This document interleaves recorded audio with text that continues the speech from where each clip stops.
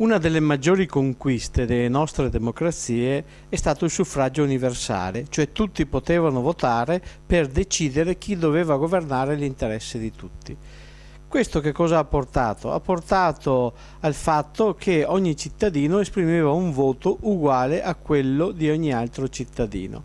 Nel voto fatto ieri in Gran Bretagna hanno vinto coloro che volevano uscire dalla Unione Europea a scapito di quelli che invece volevano rimanerci. Se da un lato è stato il trionfo del popolo rispetto alle grandi lobby che volevano che l'Inghilterra, che la Gran Bretagna rimanesse all'interno dell'Unione Europea, quindi una vittoria della politica sui poteri forti, è anche vero che un voto dato con pancia, poco ragionato, forse anche nel poco interesse degli stessi cittadini britannici ad uscire, ha portato a una situazione nella quale probabilmente, almeno secondo una delle due teorie, da questa scelta riceveranno un danno.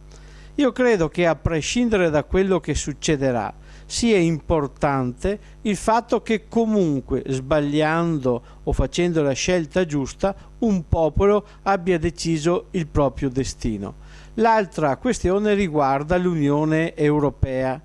Quello che è successo in Gran Bretagna deve far capire all'Unione Europea, ammesso che sia un'entità diversa dall'Unione di tutti i paesi che ne fanno parte, cioè voglio dire che se è a trazione tedesca è anche vero che alle proposte tedesche non c'è mai nessuno che sia in grado di far valere qualche altra proposta, ma a prescindere da come sta, il messaggio che arriva dalla Gran Bretagna è molto chiaro: un'Europa come questa porta coloro che vi aderiscono ad allontanarsi, che è esattamente il contrario di quello che pensavano i padri fondatori dell'Unione Europea. Quindi l'orgoglio di essere europei non può essere a danno dei popoli che compongono l'Europa.